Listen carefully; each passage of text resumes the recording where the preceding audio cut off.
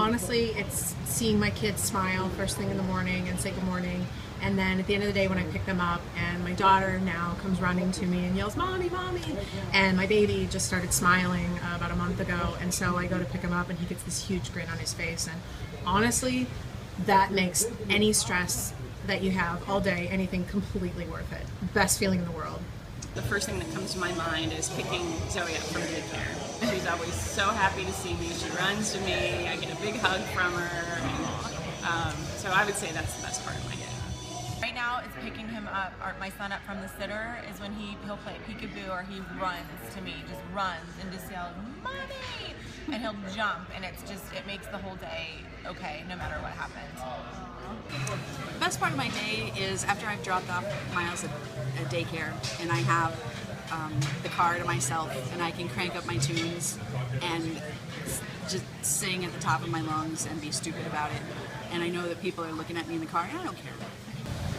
Can I have two best parts? Yes.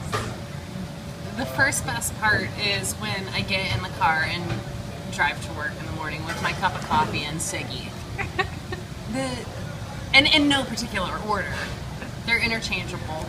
And then also when I pick up my son from daycare and we see each other for the first time after work is awesome. It's so awesome. In the office, the challenging part is working with people who are not moms. So you feel like you have to overcompensate for the fact that they can stay and work until 6, or they can stay and work until even later and weekends and all hours. And sometimes when your job demands that, you just actually can't do it. But what I really love is working with other moms because they all have the same issues that I have and the same timeline that I have and the same demands that I have. So Time management.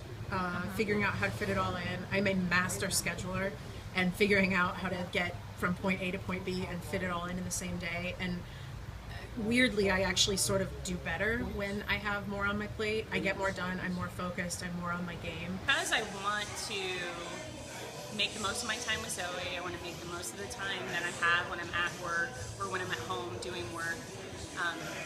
Being organized and continually planning better is always a challenge for me because there's so many things to fit into your day that it's impossible to do it all.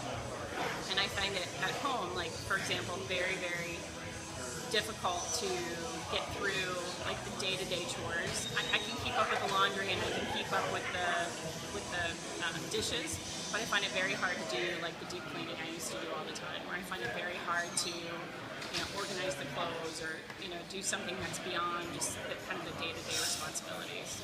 At home, what challenges me is just when you think you've got your kid figured out, they decide to have another birthday and get older and change. Or the crazy thing about kids is they have good days and bad days too. So no, Wyatt is a perfect example of someone who's not always in a good mood.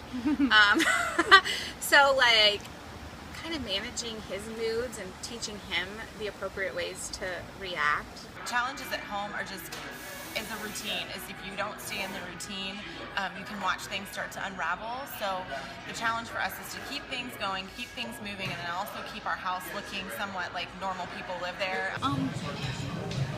Stress management is a challenge, and finding time for me.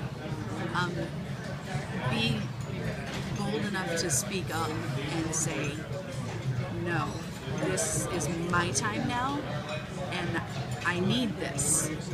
That's hard because as a mom, you want to put everything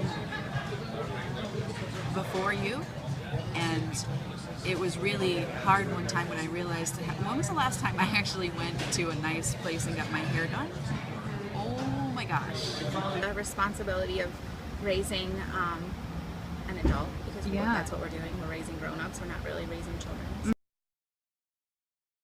I love to follow mommy bloggers, or even Baby Center, and read articles about what other parents are doing. Find people who find the humor in raising children or raising adults, I guess. No, but so that's where I get my inspiration. I get it from this amazing network of online bloggers, people who are telling their stories, day by day. Like we were talking about, like dance is like my outlet, and that's me. Yep. Or like planning this show for Snap, you know. Anything that I can do to be creative, I think gets those creative juices going. The thing that keeps me going and inspires me every day is knowing that I'm going to give my kids the best life that I can, and I think for me the biggest thing for that is stability. At this point in my life, very inspired by seeing other women who are also ambitious, who want to get the most out of their home life and, you know, their professional life, and seeing how they do it. And it's inspiring to me to see that it's not perfect. There's not like a formula that this incredible female CEO has figured out, and that's what's driven her to the top. It's inspiring to me to see that it's changes daily, and it can be a battle daily to try to have that balance. Knowing that what I do every day impacts those women and impacts their income is what actually inspires me to keep going and inspires me to stay with what I'm doing. Because I know that someday when my son asks me why I have to go to work, I'm going to have an answer for him that what I'm doing is actually impacting the lives of a lot of other people and families.